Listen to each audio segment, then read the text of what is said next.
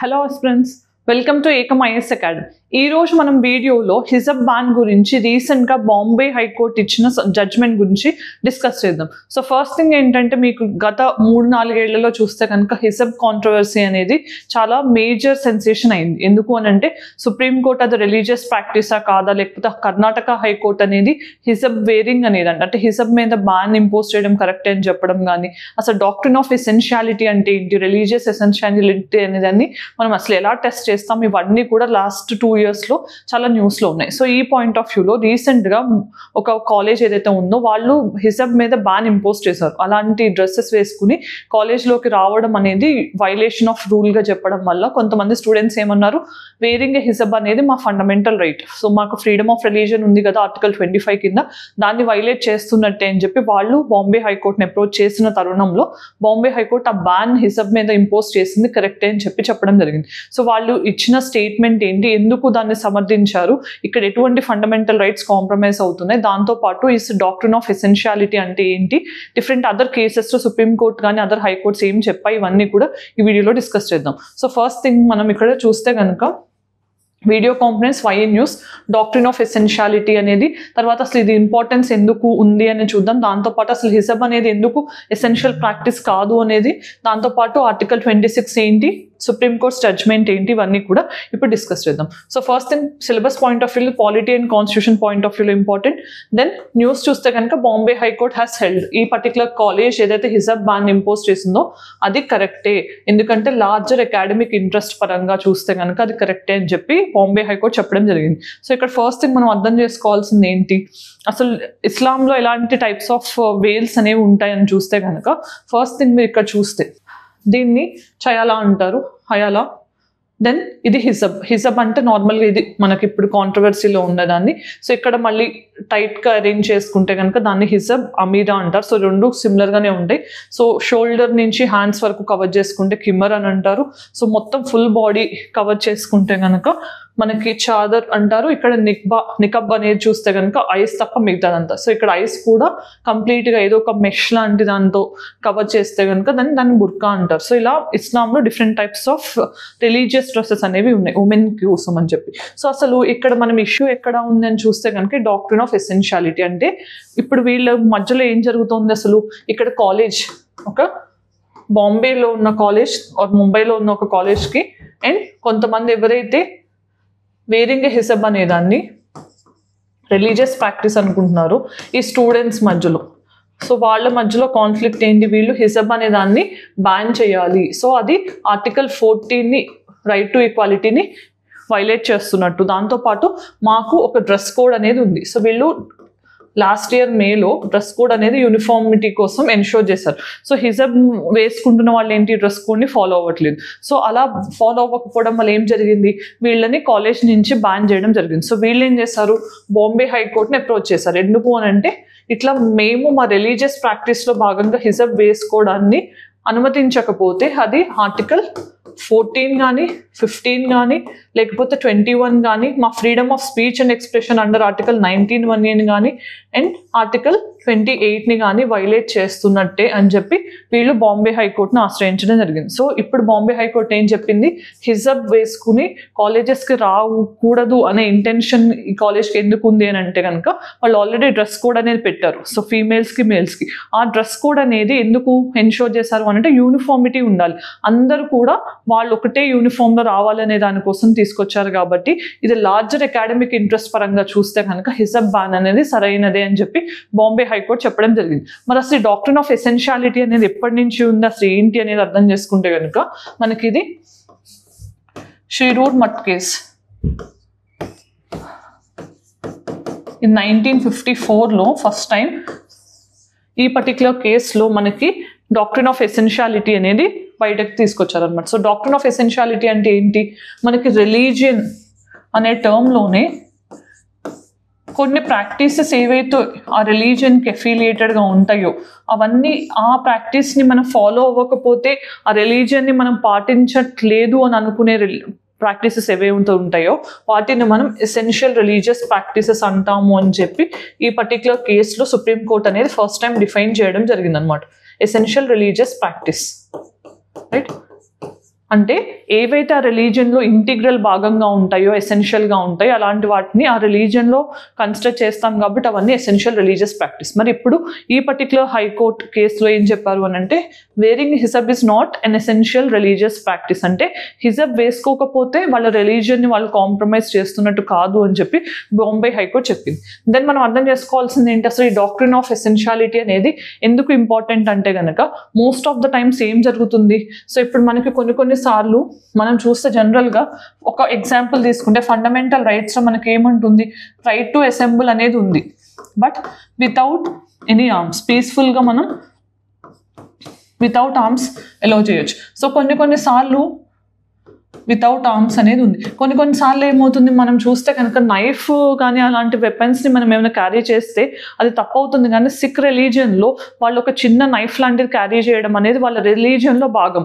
So దాన్ని పాటించకపోతే వాళ్ళ రిలీజియన్ని అవమానించినట్టు కానీ దాన్ని విభేదించినట్టు కానీ కన్సిడర్ చేస్తారు. కాబట్టి మోస్ట్ ఆఫ్ ద టైమ్స్ దాన్ని ఎసెన్షియల్ రిలీజియస్ ప్రాక్టీస్గా ఉంటారు. అంటే నార్మల్ పర్సన్స్ ఎవరైతే సిక్కిజంని ఫాలో అవ్వరో వాళ్ళకి ఆర్మ్స్ని క్యారీ చేస్తే అది ఒక ఒఫెన్స్ ఉంటుంది, ఫండమెంటల్ రైట్ని వైలేట్ చేసినట్టు. బట్ ఇక్కడ వీళ్ళకి రిలీజియన్లో భాగం కాబట్టి వాళ్ళు క్యారీ చేసే ప్రొవిజన్ని మనం ఎలో చేసామన్నమాట. అలా రిలీజియస్ పరంగా చూస్తే కనుక కొన్ని డాక్ట్రిన్స్ అంటే కొన్ని పర్టికులర్ ఎసెన్షియల్ ప్రాక్టీసెస్ని మనం ఫాలో అవ్వకపోతే ఆ రిలీజియన్కు ఉన్న శాంక్టిటీ కానీ లేకపోతే రిలీజియన్కు ఉన్న ఎసెన్స్ కానీ కోల్పోయే ప్రమాదం ఉంటే కనుక వాటిని మెయింటైన్ చేయడానికి యూజ్ చేస్తే the doctrine of essentiality. So ఇది ఫస్ట్ థింగ్ మనం అర్థం చేసుకోవాల్సింది.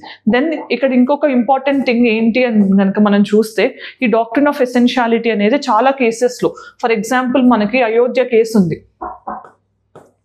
అయోధ్య కేసులో అక్కడ మనకు తెలిసిందే కదా, రామ్ జన్మభూమి అని ఒక మస్జిద్ కేసు అనేది కాంట్రవర్సీ అయింది. సో ఇక్కడ ఏం చెప్పారు అని అంటే కనుక అయోధ్య కేసులో, రామ్ జన్మభూమి కేసులో, సో మీరు ముస్లిమ్స్ అనేవాళ్ళు మసీద్లోనే నమాజ్ చేయాల్సిన అవసరం లేదు, సో ఓపెన్ ఏరియాలో ఎక్కడైనా నమాజ్ చేయొచ్చు, సో అక్కడ మసీద్ ఉండాలి అయోధ్యలో, మేము అక్కడ మసీద్లోనే మేము ఇది పర్టికులర్ ప్రాక్టీస్ నమాజ్ని ఆఫర్ చేయాలి అనటం అనేది కూడా డాక్ట్రిన్ ఆఫ్ ఎసెన్షియల్ ప్రాక్టీస్లోకి రాదు అని చెప్పడం జరిగింది. సో అదొకటి అయోధ్య కేసులో. తర్వాత మనకి చూస్తే కనుక డాన్స్ ఫామ్స్లో Tandava dance form, Lasya dance form అని ఉంటాయి కదా, శివతాండవం అంటాం. సో ఒకసారి ఏం చెప్పారు, మనకి తాండవ డాన్స్ ఫామ్ అనేది ఓపెన్గా స్ట్రీట్స్లో పెర్ఫామ్ చేయడం అనేది రైట్ టు రిలీజియస్ ప్రాక్టీస్ కాదు అని చెప్పారనమాట. So it is not religious practice అని చెప్పారు. దాని తర్వాత ఇంట్రెస్టింగ్గా జైన్ రిలీజియన్లో మనకి ఫాస్టింగ్ ఆన్ టు డెత్ అనే కాన్సెప్ట్ ఉంటుంది. ఫాస్టింగ్ ఆన్ టు డెత్ అంటే ఏంటి, వాళ్ళు చనిపోయే వరకు ఉపవాసం ఉంటారు. సో దీన్ని ఏమంటాం మనం, సల్లేఖన అంటాం, సల్లేఖన. సో ఈ సల్లేఖన ప్రాక్టీస్ చేసి తన ప్రాణాన్ని కోల్పోయిన మౌర్యన్ రూలర్ ఎవరు అనేది మీకు తెలిస్తే కనుక ఆన్సర్ కామెంట్ సెక్షన్లో చెప్పండి. సో ఈ సల్లేఖన అనేది మనం రీసెంట్ టైమ్స్లో కూడా చూసాం. కర్ణాటకలో ఒక జైన్ ప్రీచర్ కూడా ఇలానే తను ప్రాణాన్ని కోల్పోవడం జరిగింది. సో సల్లేఖన అనే దాన్ని అంటే ఫాస్టింగ్ ఆన్ టు డెత్ అనేది కూడా రిలీజియస్ ప్రాక్టీస్లో భాగమే అని చెప్పి దీన్ని కూడా సుప్రీంకోర్టు అప్హెల్డ్ చేసింది. అలా డిఫరెంట్ ఇన్స్టెన్సెస్లో. సో ఇంకొక ఇన్స్టెన్స్ ఏంటి అంటే కనుక మనకి కొంతమంది ఆర్మీలో ఉన్న వాళ్ళు జనరల్గా most of the army men ఏంటి క్లీన్ షేవ్ని కలిగి ఉండాలి. కానీ కొన్ని రిలీజన్లో ఉన్న వాళ్ళు ఖచ్చితంగా షేవ్ చేసుకోకుండా వాళ్ళ బియర్డ్ని పెంచుకోవడం కానీ ఇలాంటివన్నీ కూడా, అంటే వాళ్ళ రిలీజియన్కి అది ఇంపార్టెంట్ అయితే కనుక వాళ్ళు ఫాలో చేసేదాన్ని మనం ఎసెన్షియల్ రిలీజియస్ ప్రాక్టీస్ అంటాం. సో ఇక్కడ ఏం చెప్పారు మనకి, మీకు గుర్తుంటే కనుక కర్ణాటకలో హిజబ్ కాంట్రవర్సీ వచ్చినప్పుడు కర్ణాటక హైకోర్టు ఏం చెప్పింది, అసలు wearing a hijab is not part of your essential religious practice అని చెప్పడం జరిగిందనమాట. సో ఇది గుర్తుపెట్టుకోవాలి. తర్వాత సుప్రీంకోర్టు దీన్ని అప్హెల్డ్ చేయడం కూడా మనం చూసాం. సో ఇది ఎసెన్షియాలిటీ అనేది. సో హిజబ్ అనేది ఎందుకు ప్రాక్టీస్గా లేదు అని అంటే కనుక జనరల్గా ఇస్లాంలో చూస్తే కనుక మనం ఎవరైతే ఇప్పుడు ఇస్లామిక్ స్కాలర్స్ కానీ లేకపోతే ఈ విషయంలో కాన్స్టిట్యూషనల్ ఎక్స్పర్ట్స్ వీళ్ళు చెప్పేది ఏంటంటే ఇస్లాంలో ఖచ్చితంగా హిజబ్ వేసుకోవాలనే రూల్ లేదు. ఎందుకు అని అంటే కనుక అది జనరల్గా మెన్ నుంచి, అంటే ఎవరైతే అన్నోన్ మెన్ ఉంటారో వాళ్ళ దగ్గర నుంచి కొంచెం ప్రొటెక్టివ్గా ఉండటానికి ఆ వీల్ అనేది లేకపోతే ఫేస్ని కవర్ చేసుకోవడం, బాడీని కవర్ చేసుకోవడం అనే కాన్సెప్ట్ ఉంది తప్ప హిజబ్ వేసుకుంటేనే ఇస్లాంని పాటిస్తున్నట్టు కాదు అని చెప్పి ఒక ఒపీనియన్ ఉంది. అందుకని దాన్ని కన్సిడర్ చేసి కర్ణాటక హైకోర్టు కానీ సుప్రీంకోర్టు కానీ అది ఎసెన్షియల్ రిలీజియస్ ప్రాక్టీస్ కాదు. ఎందుకు అని అంటే to protect the modesty as also to preserve the dignity of the women from unknown men, వాళ్ళ కోసం అని చెప్పి వేరింగ్ హిజబ్ అనేది ప్రాక్టీస్ చేస్తున్నారు కానీ అది ఇస్లాంలో ఇంటిగ్రల్ పార్ట్ కాదు అని చెప్పి కర్ణాటక హైకోర్టు జడ్జ్మెంట్లో ఇవ్వడం జరిగింది అనమాట. దెన్ మనం అర్థం చేసుకోవాల్సింది ఏంటి, అసలు ఆర్టికల్ 26 అంటే ఏంటి. సో మనం ఫస్ట్ తెలుసుకోవాల్సింది ఏంటి, India as a secular country. మనకి సెక్యులర్ కంట్రీ అంటే అఫీషియల్ రిలీజన్ లేదు, ప్లస్ అన్ని రిలీజన్స్ మనం ఈక్వల్గా ట్రీట్ చేయాలని కదా. మరి సెక్యులర్ ప్రొవిజన్స్ ఎక్కడ ఉన్నాయి మనకి అంటే ఇండియన్ కాన్స్టిట్యూషన్ ఆర్టికల్ 25 to 28లో ఉన్నాయి. మరి 25 ఏం చెప్తుంది అని అంటే ఫ్రీడమ్ ఆఫ్ రిలీజన్. ఇది ఇండివిజువల్ ఫ్రీడమ్ అనమాట, అంటే వ్యక్తిగతంగా మనకి మన రిలీజన్ విషయంలో పాటించే ఫ్రీడమ్. కానీ 26 ఏం చెప్తుంది, ఇక్కడ right to collective freedom of religion. అంటే ఎక్కడ ఉంటుంది ఇది కలెక్టివ్ ఫ్రీడమ్ అనేది రిలీజియస్ డామినేషన్స్లో ఉంటుంది. అంటే ఇక్కడేమో ఇండివిజువల్ రైట్స్ ఉన్నాయి, ఇక్కడేమో గ్రూప్ రైట్స్ ఉన్నాయి అనమాట. రిలీజియస్ డామినేషన్స్లో ఉండే రైట్స్ని ఆర్టికల్ 26 ఎన్షోర్ చేస్తుంది. సో ఇక్కడ ఎవరైతే స్టూడెంట్స్ అందరూ ఈ బ్యాన్ వల్ల హిజబ్ని వేసుకుని రాకూడదు అని చెప్పారో వాళ్ళందరూ కూడా ఆర్టికల్ 26ని కోట్ చేస్తున్నారు. ఎందుకంటే మాకు ఫ్రీడమ్ ఆఫ్ రిలీజన్ ఉంది. ఫ్రీడమ్ ఆఫ్ రిలీజన్ కింద దాంతోపాటు మనకు ఆర్టికల్ 14 రైట్ టు ఈక్వాలిటీ ఉంది, 15 డిస్క్రిమినేషన్ ఉండకూడదని ఉంది, 19 freedom of speech and expression. మా ఎక్స్ప్రెషన్ మేము హిజబ్ ద్వారా ఎక్స్ప్రెస్ చేస్తున్నాము అని. తర్వాత ఆర్టికల్ 21 రైట్ టు లైఫ్ అని, article 25 and 26 individual and collective rights to freedom of religion. ఇవన్నీ కోట్ చేస్తూ వాళ్ళు మేము హిజబ్ వేసుకోవడం మాకు కరెక్టే అని చెప్పడం జరిగింది అనమాట. సో ఫస్ట్ థింగ్ ఇంకోటి మీరు గుర్తుపెట్టుకోవాల్సింది ఏంటి, మనకి ఫండమెంటల్ రైట్స్ ఏవైతే ఫ్రీడమ్ ఆఫ్ రిలీజన్కి సంబంధించి ఉన్నాయో ఇవి సిటిజన్స్తో పాటు ఫారినర్స్కి కూడా అప్లికబుల్ అవుతాయి. ఓకే, సో తజకిస్తాన్ ఇలాంటి కంట్రీస్లో కూడా హిజబ్ మీద బ్యాన్ అనేది ఇంపోజ్ చేశారు. దెన్ ఇంపాక్ట్ ఏంటి, సో ఇలా మనకి అసలు ఒక రిలీజన్లో ఎసెన్షియల్ ప్రాక్టీసా కాదా ఇలాంటి డిబేట్స్ వచ్చినప్పుడల్లా ఎటువంటి ఇంపాక్ట్ కలుగుతుంది అని అంటే కనుక మన సెక్యులర్ ఫ్యాబ్రిక్ అనేది వీకెన్ అయ్యే ఛాన్స్ ఉంటుంది. సో కాన్స్టిట్యూషనల్ ఎక్స్పర్ట్స్ ఏం చెప్తున్నారు అని అంటే కనుక మనకి సుప్రీంకోర్ట్ కానీ హైకోర్ట్స్ కానీ ప్రతిసారి అసలు ఈ డాక్ట్రిన్ ఆఫ్ ఎసెన్షియాలిటీ అనే దాన్ని ఏ క్రైటీరియా మీద ఏ బేసిస్ మీద చూస్తున్నారు. ఒక్కసారి ఏమో జైల్స్ లేకనా కరెక్టే అంటున్నారు, ఒక్కొక్కసారి తాండవ డాన్స్ పెర్ఫామ్ చేయకూడదు అని అంటున్నారు, ఒక్కొక్కసారి ఏమో మస్జిద్లోనే మీరు నమాజ్ చేయాల్సిన అవసరం లేదు అని అంటున్నారు. ఇట్లా మీరు అసలు ఏ క్రైటీరియా మీద ఫాలో అవుతున్నారు సుప్రీంకోర్ట్ అని చెప్పి సుప్రీంకోర్ట్ ఇట్లా ప్రతిసారి రైట్ టు రిలీజియస్ ప్రాక్టీస్ని కేస్ టు కేస్ బేసిస్ మీద చూడటం కూడా కరెక్ట్గా లేదు అని కొంతమంది అభిప్రాయపడుతున్నారు.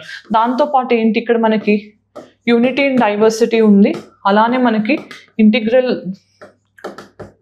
పార్ట్ అంటే ఇంటిగ్రిటీ అనేది కూడా ఉంది. కానీ ఇలాంటి ఇన్స్టెన్సెస్ అనేవి యూనిటీ అండ్ డైవర్సిటీకి కానీ ఇంటిగ్రిటీకి కానీ థ్రెట్గా కూడా మారే ఛాన్స్ ఉంటుంది. సోషల్ ఫ్యాబ్రిక్ అనేది వీకెన్ అయ్యే ఛాన్స్ కూడా ఉంటుంది. సో ఇవన్నీ పాజిటివ్ అండ్ నెగిటివ్ ఇంపాక్ట్స్ కూడా రాయాల్సి ఉంటుంది. దెన్ వే ఫార్వర్డ్ ఏంటి అంటే కనుక ఎప్పుడూ కూడా మనకి కాన్స్టిట్యూషన్లో ఇండివిజువల్ ఫ్రీడమ్స్తో పాటు స్టేట్ కూడా తన అథారిటీని ఎలా ఎన్షూర్ చేయాలి, ఎవరికి కూడా ఇబ్బంది కలగకుండా చూడాలన్నమాట. సో మనం ఇండివిజువల్ ఫ్రీడమ్స్ని అప్హోల్డ్ చేస్తూ ఏదైతే స్టేట్ తనకున్న పరిధిలో ఉన్న పవర్స్ని యూజ్ చేస్తూ డెమోక్రటిక్గా రూల్ చేస్తే కనుక దాన్ని మనం అప్హోల్డ్ చేయొచ్చు అని చెప్పి వే ఫార్వర్డ్ చెప్పొచ్చు. దెన్ ప్రాక్టీస్ క్వశ్చన్ ఏంటనే చూద్దాం. So which of the following is not covered under article 26 of Indian constitution. ABCD 4 options ఉన్నాయి. వీటిలోంచి ఏది కరెక్ట్ కాదో ఆన్సర్ కామెంట్ సెక్షన్లో చెప్పండి. Then mains question, every person has a fundamental right to entertain such religious beliefs as approved by his judgment or conscience. Critically examine the context of doctrine of essentiality. So first thing ఏంటంటే మనం ఈ video మొత్తంలో కూడా freedom of religion గురించి, freedom of collective freedom గురించి అంటే religious denominations విషయంలో చూసాం కదా. సో అసలు మన ఇండియాలో ఫ్రీడమ్ ఆఫ్ రిలీజన్ ఉన్నప్పుడు ఫోర్స్డ్ కన్వర్షన్స్ అనేది ఫండమెంటల్ రైటా కాదా, ఒకవేళ కాకపోతే ఏ పర్టికులర్ ఫండమెంటల్ రైట్ అనేది ఫ్రీడమ్ ఆఫ్ రిలీజన్ అంటే ఫోర్స్డ్ కన్వర్షన్స్ విషయంలో రెగ్యులేట్ చేస్తుంది అనేది ఆన్సర్ కామెంట్ సెక్షన్లో చెప్పండి. ఈ రోజు మనం ఈ వీడియో ఎండింగ్కి వచ్చాం కాబట్టి వీడియోలో ఏం డిస్కస్ చేసాం, అసలు హిజబ్ బాన్ అనేది ఎందుకు అప్హెల్డ్ చేశారు బాంబే హైకోర్టు అనేది, అసలు డాక్ట్రిన్ ఆఫ్ ఎసెన్షియాలిటీ అంటే ఏంటి, ఈ పర్టికులర్ ఎన్ని ఇన్స్టాన్సెస్లో సుప్రీంకోర్టు కానీ కర్ణాటక హైకోర్టు కానీ దీన్ని అప్హోల్డ్ చేయడం జరిగింది, ఇవన్నీ కూడా ఈ వీడియోలో డిస్కస్ చేసాం. మీకు ఈ వీడియో నచ్చితే కామెంట్ సెక్షన్లో చెప్పండి. Thank you for watching. All the very best.